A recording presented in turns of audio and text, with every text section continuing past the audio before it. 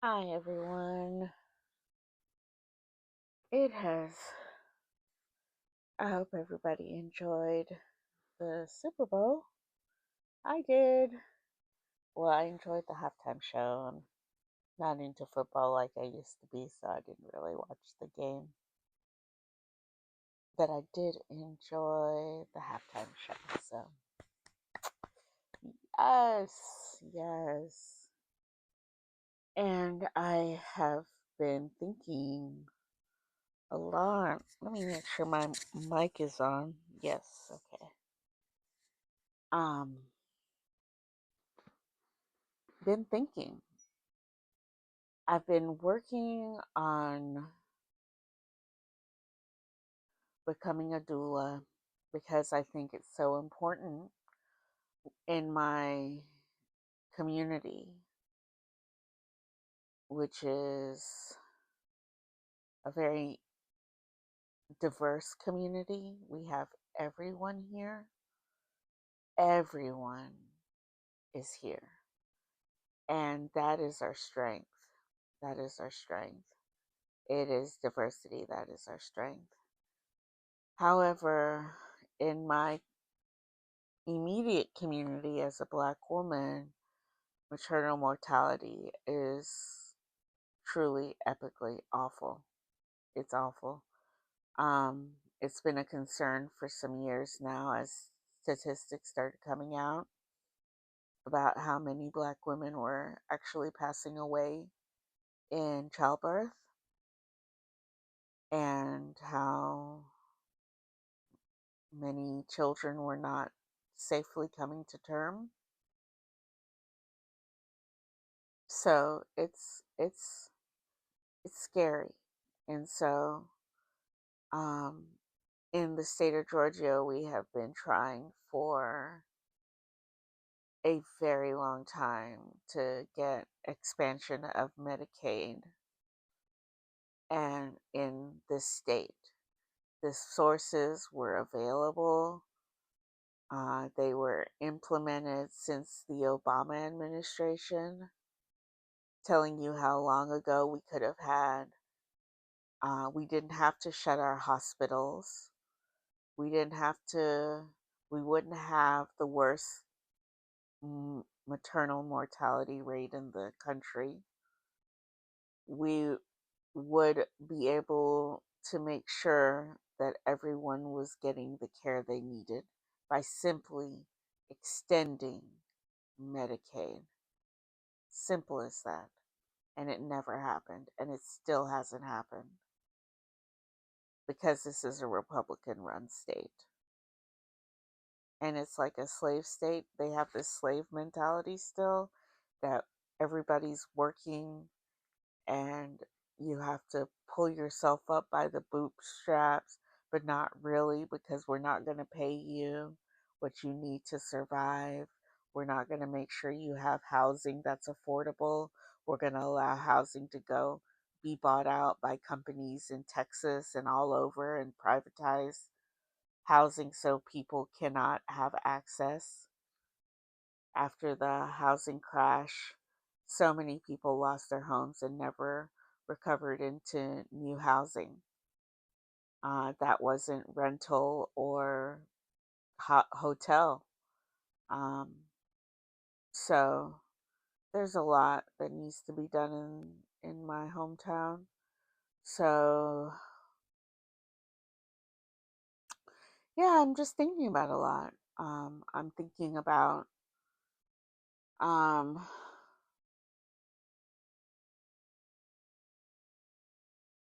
how social media makes it so hard to actually tackle the issues that we care about. Like, why aren't we discussing the United States of Africa?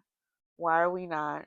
Why are we not aware that there's this pull to stop unifying Africa and America? There's this pull. The conservatives are trying to pull apart countries in a colonial manner, and they're trying to pull apart states in the United States in a colonial manner to be able, because when you rule by divide and conquer. Everybody hates each other, and you can easily rule. When everybody loves each other, the people rule. And I've been thinking about the fact, like, what's wrong with the United States of Africa? What? Why? If if if they if they could trade, if they could have if they could have transportation hubs, airports, everything they need that they've been denied by the West in infrastructure building, if they're coming around and getting that from our so-called enemies, so-called, we don't have enemies. That's made up.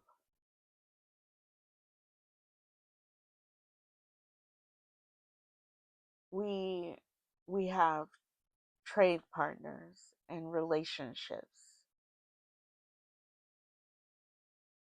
Um,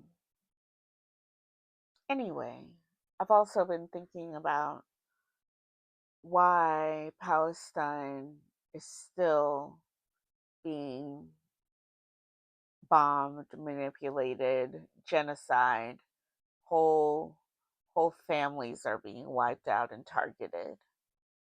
Whole families, whole generations, from infant to great grandmothers, just being wiped out, targeted. Been thinking about that.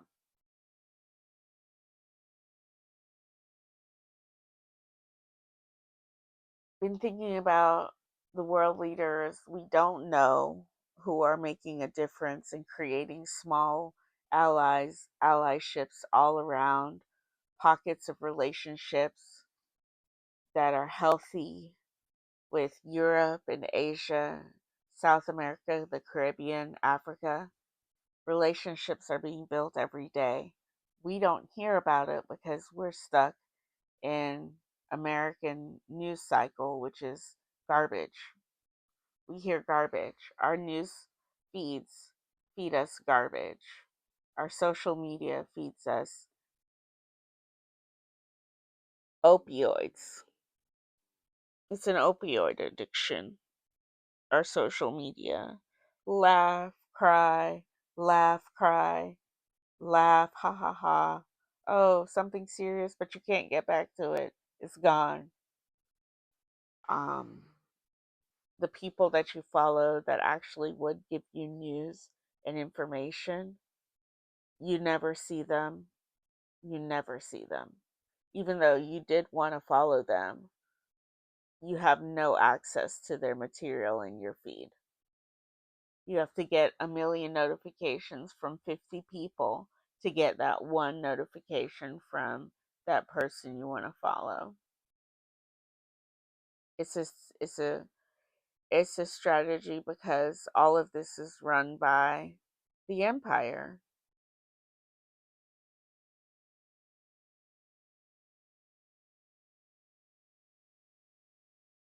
It's important for them to keep us separated and unaware. Unaware.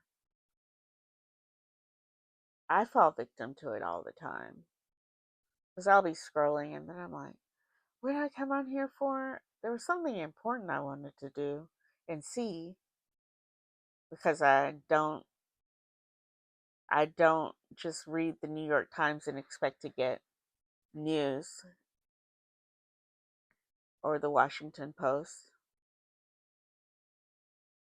None of the American newspapers actually tell you anything of importance.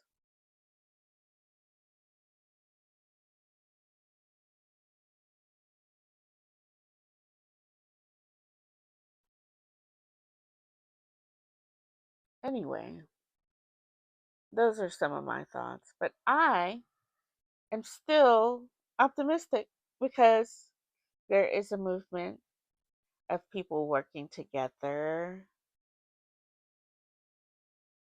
inclusive. intersectional, where everyone has a piece of the pie, where everyone has health care, where everyone is taken care of by the structures around them so they can survive and have housing and have food security and have health care, have vaccines to protect from COVID and other flu. The flu is so bad this year. We need the protection of our government. And so far, it's failing magnificently. Pure failure.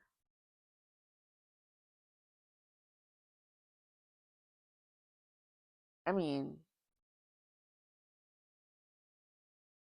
I could say I told you so, but I don't want to be that way. Um, I think I don't think that's helpful. I think what's helpful is planning for the future, getting initiatives, reading. This is our time to read and strategize. In my Substack notes, I'm always leaving books.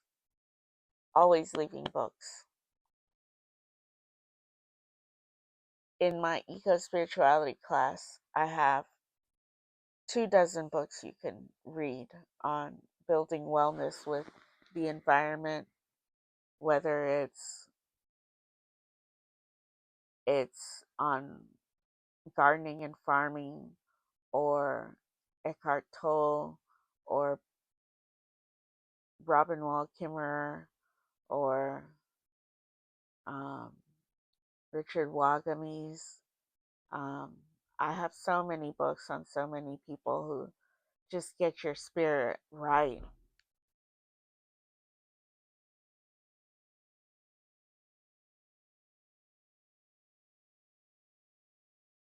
But what I really want to say is to not give up. Just strategize. Just plan. Use this as your reading time. Use this as your sipping tea and water time, hydrating yourself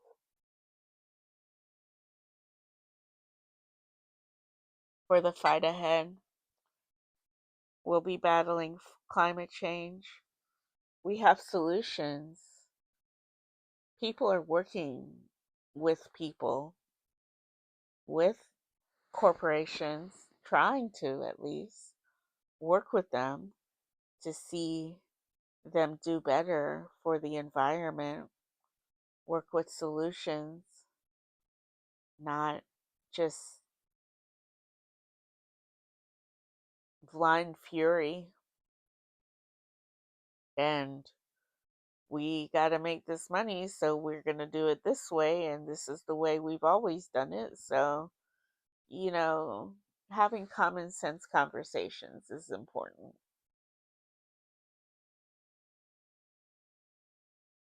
I encourage you to watch the conversation with Prime Barbados Bajan Prime Minister um, Mia Motley with Trevor Noah.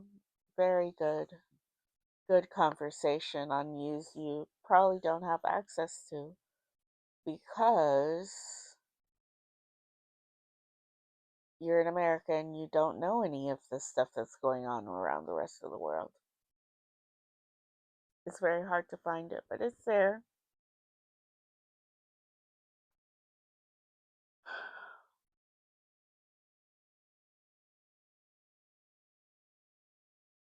We don't have to be exceptionally violent in America. That's our exceptionalism, how violent we are. We don't have to be that way. We don't have to be known for our violence. We could be remembered for the fact that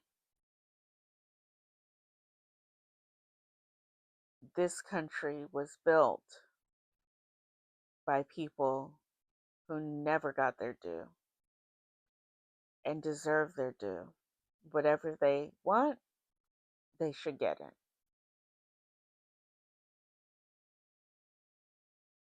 This country, when people want to say who has been here, the indigenous people and the Black Americans whose families came here in 1600, those are the people who should be calling the shots on what's going on in this country. Yes, we work together. Yes, we have unity amongst everyone, but until you repair the injustices of the past and restore some semblance of kindness and reciprocity and goodness and unity, it's going to be pure madness. And you're just going to have to get over your racism if you plan on seeing the future. There is no future with a racist heart. You just put blinders on yourself of what the rest of the world looks like. You're just putting blinders on because you're scared. And there's nothing to be scared of. People are people when you get to meet them. People are people. You just need to know your neighbors.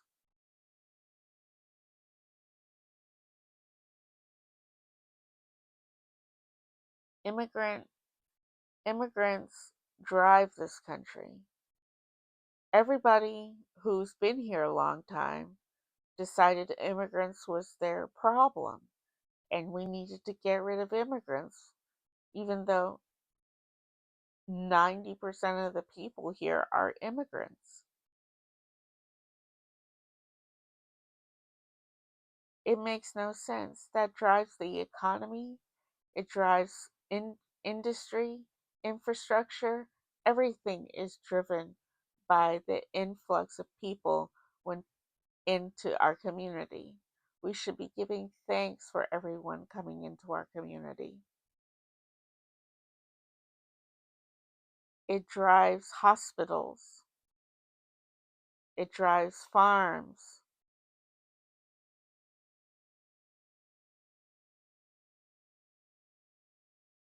Let people come and go as they please.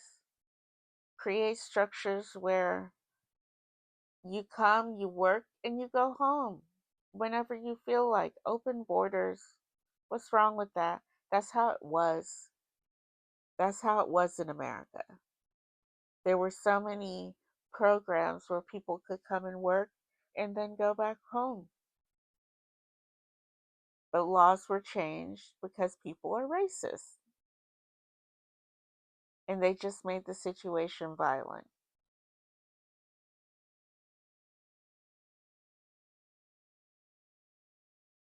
Anyway, yeah, um, we have a lot of work to do.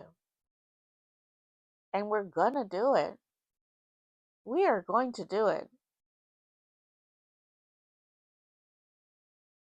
It's not an option. It will be done. That will be done.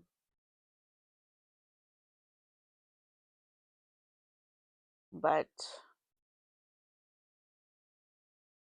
I feel for people who put their head in the sand and think that because my skin is brown, I am your enemy. That is so sad.